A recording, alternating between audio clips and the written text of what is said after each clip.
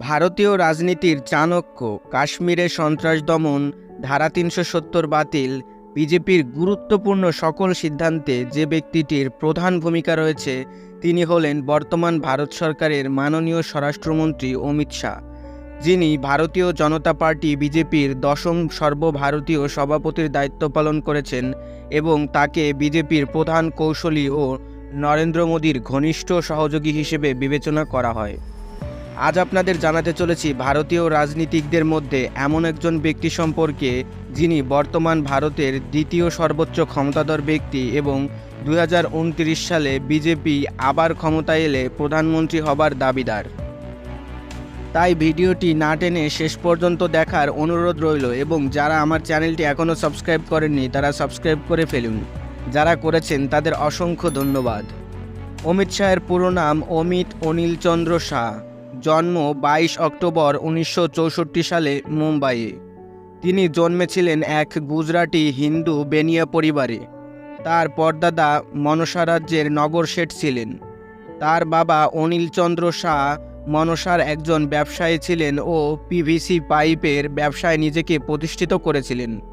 তিনি মেহসানার বিদ্যালয়ে পড়াশোনা করলেও সিইউ শাহ বিজ্ঞান কলেজে প্রাণ রসায়ন নিয়ে পড়ার জন্য আহমেদাবাদে গমন করেন। স্নাতক সম্পন্ন করার পর আহমেদাবাদে বাবার ব্যবসার কাজ শুরু করেন।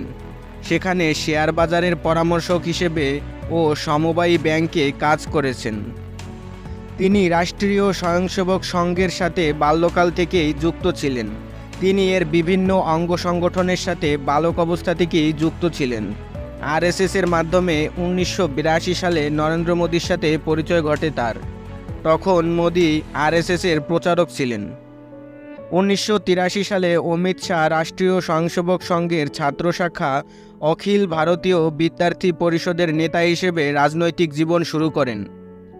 মোদীর বিজেপি যোগদানের এক বছর পর ১৯৮৭ সালে তিনি যোগদান করেন বিজেপিতে।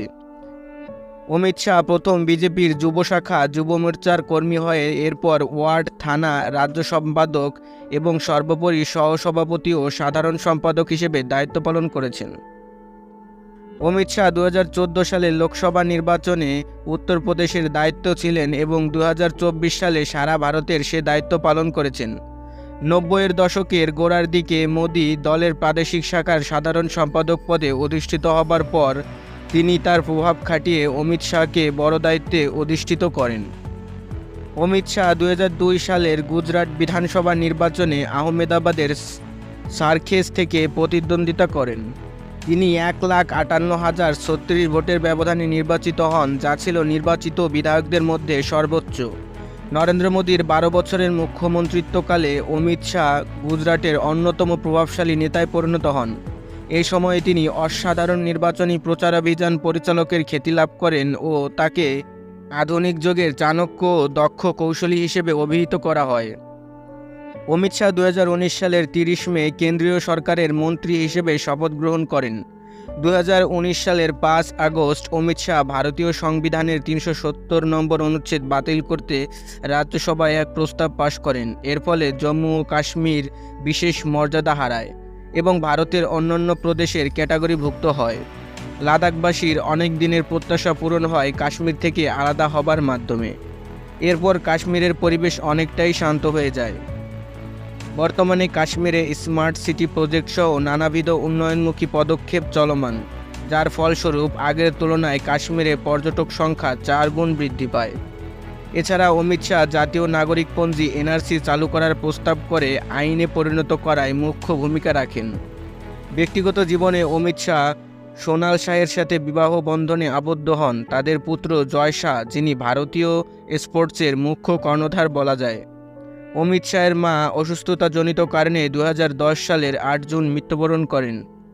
অমিত শাহের ৬ বোন রয়েছে, তাদের ২ জন শিকাগোর অধিবাসী। ২০২৪ সালের লোকসভা নির্বাচনে তিনি গান্ধীনগর কেন্দ্র থেকে লড়েন এবং ৬ লাখের বেশি ভোটের ব্যবধানে জয়ী হন। আবারও স্বরাষ্ট্রমন্ত্রী হিসেবে দায়িত্ব গ্রহণ করেন, যিনি বিজেপির একজন মুখ্য কর্তা এবং ভবিষ্যতে প্রধানমন্ত্রী হওয়ার প্রথম সারিতে রয়েছেন।